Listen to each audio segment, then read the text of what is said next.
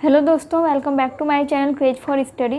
दोस्तों आज हम क्लास 6 का हिस्ट्री पढ़ने वाले हैं। लेसन 2 पढ़ेंगे जिसका नाम है क्या, कब, कहाँ और कैसे।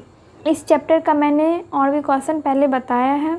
अगर आपने वो वीडियोस नहीं देखे तो वो जाके देख लीजिए। मैंने उसका लिंक आई बटन में दे दिया है, या फिर आपको प्लेलिस्ट में सारे वीडियोज़ मिल जाएंगे।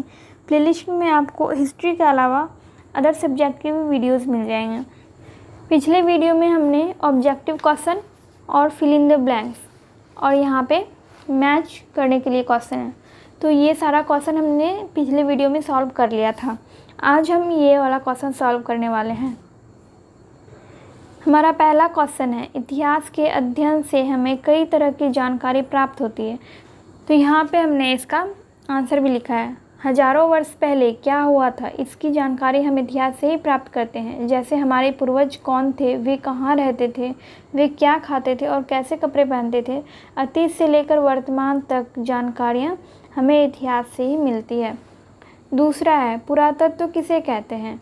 अतीत में बनाई गई एवं इस्तेमाल में लाई गई वस्तुओं के माध्यम से हम अतीत की जानकारी प्राप्त करने में सफल होते हैं।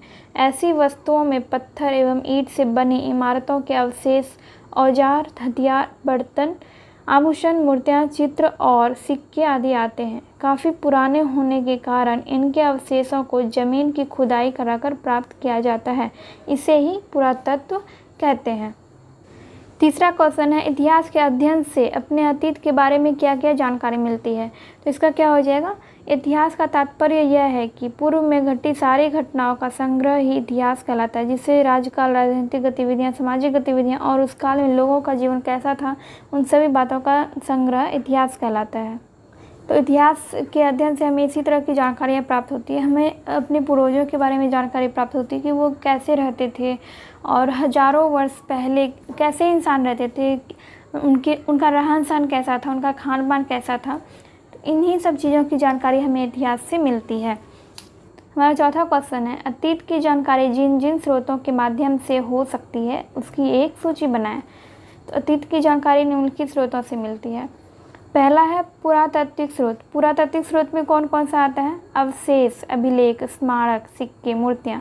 अवशेष वो होता है जैसे कि कोई पशु या मनुष्य, वो जो जब मर जाते हैं तो उनके जो अवशेष बचते हैं, हड्डियाँ वगैरह जो बचती है, वो ज़मीन के नीचे दब जाती है और जब हजारों साल बाद उसको खुदाई करके निकाला जाता है तो उसी को बोलते हैं अवशेष।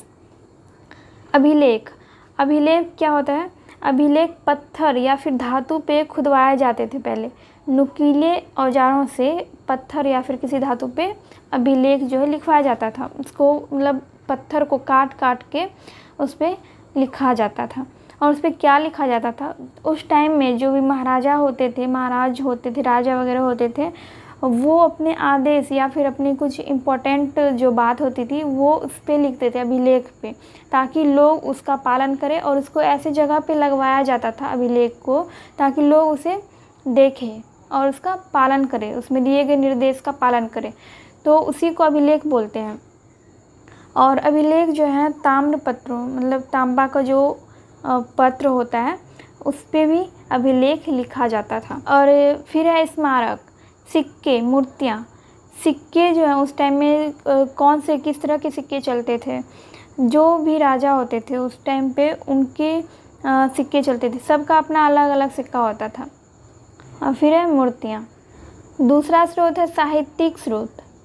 इसमें है ऋग्वेद, यजुर्वेद, सामवेद, अथर्ववेद। वेद जो हैं 4 प्रकार के होते हैं, यही चारों, ऋग्वेद, यजुर्वेद, सामवेद और अथर्ववेद।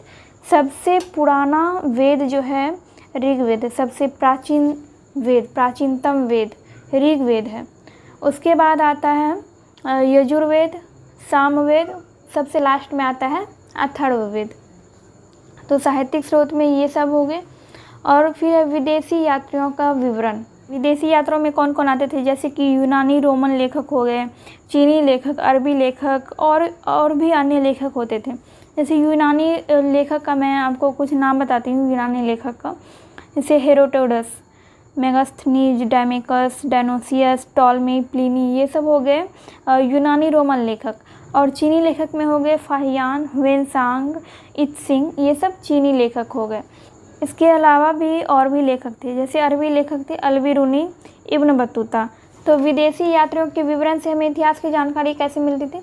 विदेश से जो भी यात्री आते थे वो हमारे देश में बहुत दिनों तक रहते थे और वो हर जगह पे घूमते थे, जगह जगह पे वो जाके घूमते थे और उसी पे एक किताब लिखते थे, अपना किताब वो लिखते थे।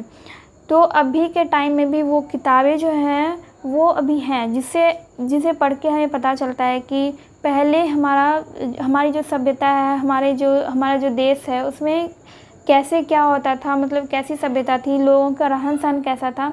उन किताबों से हमें बहुत सारी जानकारियाँ मिलती है इतिहास के बारे में। फिर अब पुरातत्व संबंधी साक्ष्य से मिलने वाली जानकारियाँ।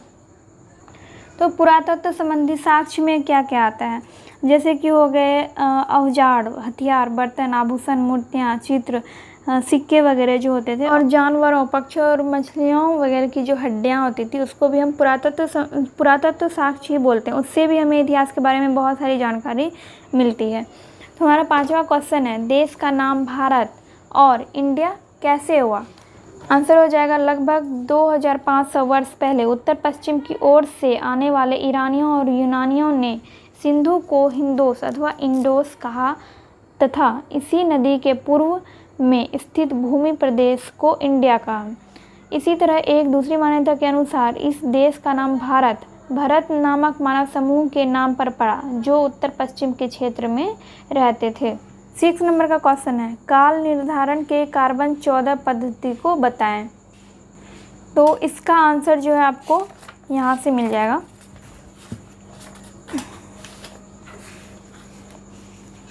यहाँ पे आप देख सकते हैं रेडियो कार्बन विधि, इसमें डिटेल में बताया गया है कि कार्बन 14 विधि क्या होती है। तिथि निर्धारण की यह काम भौतिकी शास्त्री करते हैं। सारी वस्तुओं में एक प्रकार का रेडियोधर्मी पदार्थ होता है जो कार्बन 14 कहलाता है। रेडियोधर्मी पदार्थ वे पदार्थ होते हैं जिनमें से निश्चित दर में छोटे छोटे कण निकलते हैं। जब मनुष्य, पशु या पौधा जिंदा होते हैं तब वो जिस मात्रा में वायुमंडल से कार्बन 14 लेते हैं उसी मात्रा में रेडियोधर्मिता के कारण मरने के बाद उसे खो देते हैं।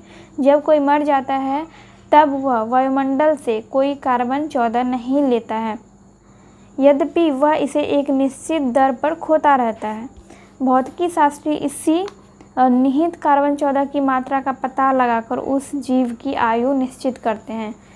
तो रेडियो कार्बन विधि के द्वारा ही किसी भी चीज़ की आयु जो है निश्चित की जाती है।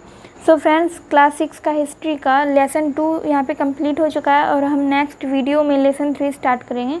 एंड वीडियो पसंद आया हो तो वीडियो को लाइक कर दीजिएगा एंड चैनल को अभी तक सब्सक्राइब नहीं किया है तो सब्सक्राइब कर दीजिए एंड बेल आइकन को भी प्रेस कर दीजिएगा ताकि मैं जब भी वीडियो अपलोड करूँ तो उसका नोटिफिकेशन आपको मिल सके। तो चलिए मैं मिलती हूँ आपसे नेक्स्ट वीडियो में।